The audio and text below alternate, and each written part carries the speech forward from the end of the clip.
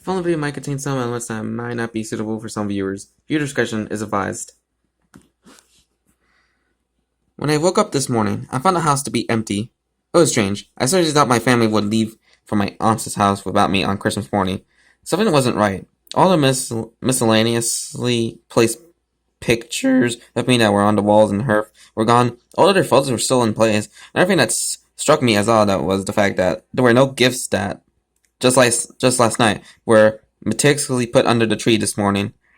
What the hell? I thought to myself. Everything's gone. Even the stuff I left for my parents. Just then, I heard a low, guttural growl that made me practically jump out of my skin. I quickly turned my head to see my dog baring her teeth in a semi-defensive position. She stared at me with a terrified look in her eyes as she growled. I took a step toward her, and she ran into the other room as fast as she could. She did leave a little piss stain in the carpet and threw. Crap, I muttered under my breath. Something definitely isn't right. I walked through the house, and everything was a mess. Tables and chairs were turned over, and lamps were smashed. It looks as if a tornado went through the place. I feel like crap. I guess a good ugly will be. I felt as the house looked. I feel as if a cement truck had just punched me in the gut. I went upstairs to go to the bathroom and wash myself. The smell of cigarette smoke and cheap booze filled the air. I wondered what was going on. In the bathroom, I looked in the mirror, and I must say, I looked like a picture of the living dead. I was as white as frickin' sour cream. My pupils were dilated to a size I never knew was natural. It was almost as if my eyes themselves were black. Quite disconcerted, I walked through the house at a slow pace, taking my time. I noticed that my father's black suit and tie were missing. That shouldn't be anything disturbing to me. For some reason, I couldn't shake the bad feeling that was coming from deep within my gut. As I walked down the stairs, I looked out the window and noticed that my dad's black Cadillac coverage was missing from the driveway, so was my mom's Chrysler 300C. I was pissed that they just left me alone like this. Whatever. It was only 3 miles to my aunt's house. I put on my jacket.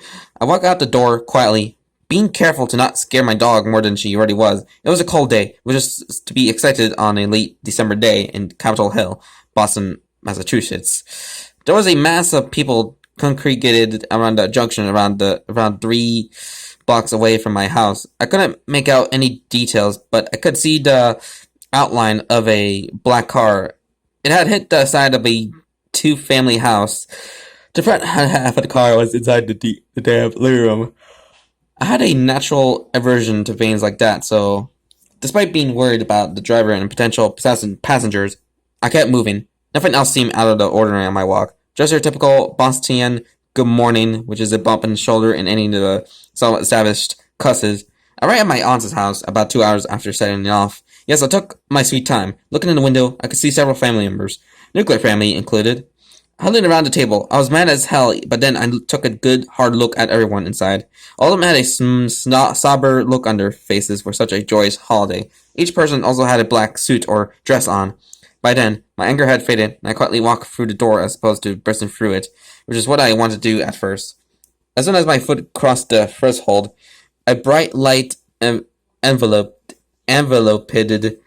me. I felt like I was drowning in light, and then everything went dark.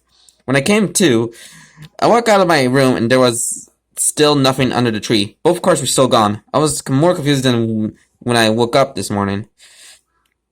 There's no way my parents would have brought me home and left me there to go back to my aunt's house. I said to go back. I put my jacket on and left the house. I remember that about 3 blocks away there was a accident. I figured I want to be a pussy this time and check it out. The crowd was gone, and there were only 2 squad cars. One was on the corner, and the other was right next to the crashed car. I walked right up to the car and was disturbed by the fact that the cop eating a donut and reading the Boston Globe did not take notice of my presence, despite the fact that I walked right by them. I dreaded looking inside the car, and I hesitated for a few minutes. I wasn't going to let myself just walk away. I felt like I was going to throw up. I bent over and was horrified to see a bloody pulp of a man that looked just like me, pinned to his seat by the dashboard. Blood continued to roll down his forehead. His hands still clutched the steering wheel, white-knuckled, and a look of horror was still spread across his face. Rigor mortis is a beautiful thing. In this instance, I saw an ambulance cruising towards the car with lights flashing and the speakers occasionally letting out a beep or two, in a state of disbelief. I rushed around to the back of the car, only to be greeted by the Cadillac Insignia. I rushed to the squad car and I started yelling at the cop, hoping to get a response. None came. I went to the nearby driveway and picked up pebbles and started throwing them at the cop's window. He suddenly sat up, alert and turned his head in my direction, with a quizzical look on his face. He turned his head away as if he didn't see me and went back to his donuts and the morning paper. I ran as fast as I could, but I only got a few feet away when I tripped on something. As I hit the ground and lay there as a bright white light, exactly like the one from before, came over me again. It all came back to me in a flash. Pulling out of the driveway, running through the red light, worried that I would be late, getting T-boned by the damn Kia, shielding my face with my hands from the shattered glass, trying desperately to gain control of the car again, going for the wall of the two family, being pinned to my seat by the dashboard, and finally choking on my own blood as it welled up in my lungs. When I woke up this afternoon, I found the house to be empty. It was strange. I certainly thought my family would leave me asleep while they went to my aunt's house on Christmas Day. Something wasn't right. All the miscellaneously placed pictures of me were off the walls, and therefore gone. All the other photos were still in place. Another thing that struck me as odd was the fact that there was no gifts that, just last night, were meticulously put under the tree this morning.